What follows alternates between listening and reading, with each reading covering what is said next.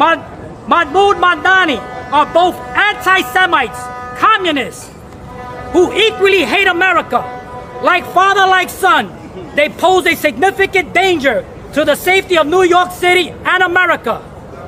I asked President Donald J. Trump to revoke the citizenship of Zohran Mamdani and his father, Mahmoud Mamdani, and have them removed from America as soon as possible. Now, I'm going to read a few quotes.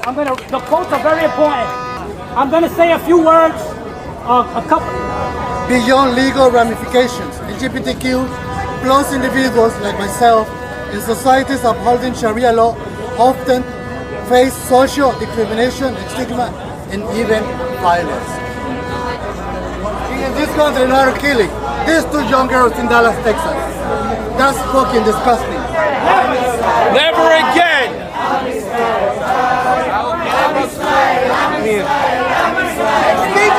David, go over and go right there.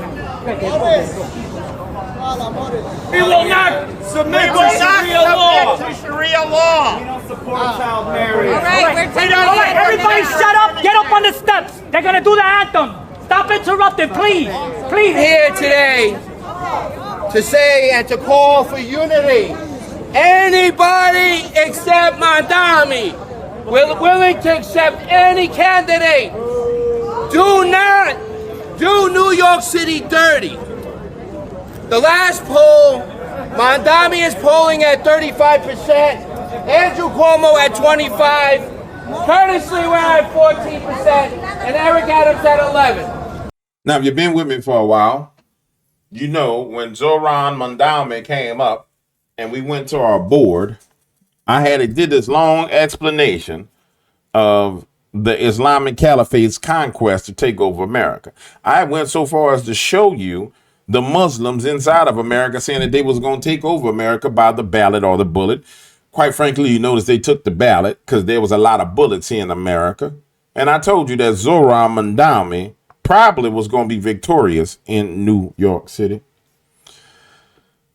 And now people like Elizabeth Warren are now coming out throwing their weight behind Zohran Mamdani. And you're going to get to the point to where as soon as Zohran Mamdani actually gets close to winning a race or gets strong enough, he's going to start challenging Donald Trump. And I want you guys to know when that moment happens, when one of these Muslims rise, males, not females. We got plenty of Muslim females in politics, but a female does not, they don't pose the social psychological threat that a male poses to America, which is why they sent them into politics first. The squad, remember, I want to say 3 out of the squad were Muslims, or 2 out of the squad was Muslims. They send them in first to politics because they can lay the groundwork, they can lay the foundation, they can do the undermining, they can do all these things, and they're less threatening. The one that's married to her brother, and then the other one, Tashid, they're less threatening. Then don't forget about the white males in Congress that converted to Muslim. They got a bunch of them, but they're less threatening. Oh, but when you get a Muslim man stepping in, see, that's when the ears start perking up. Oh, man, bing, the ears start perking up like that.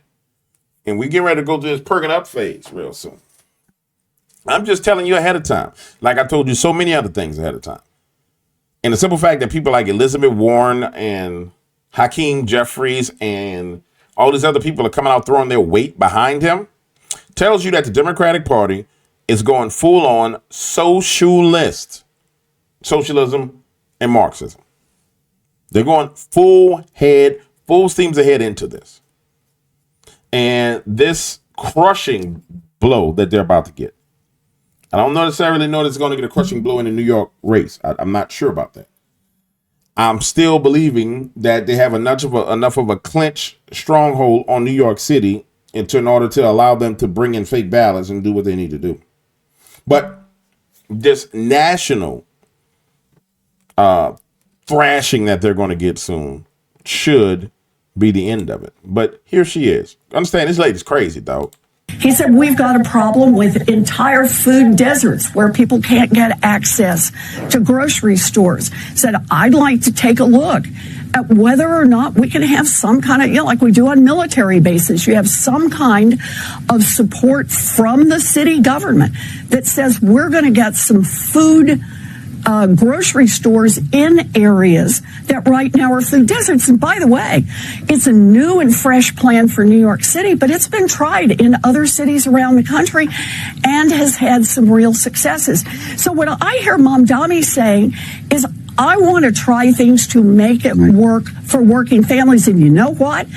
This is how democracy works. A lot of people in New York City said, that sounds good to me. I'd rather try that than any of the other alternatives available to me. I support that.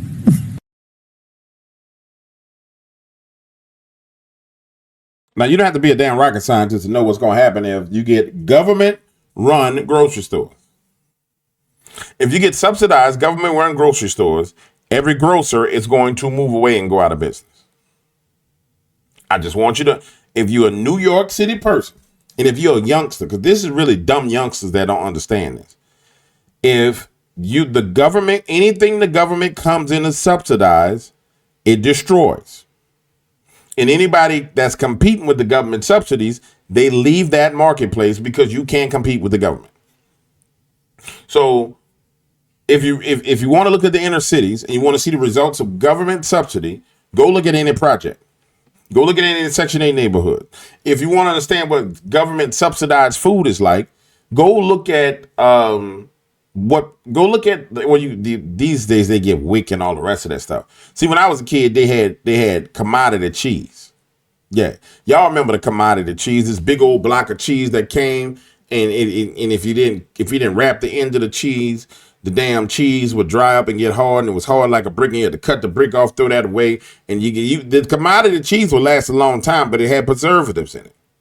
They had all kind of powdered eggs.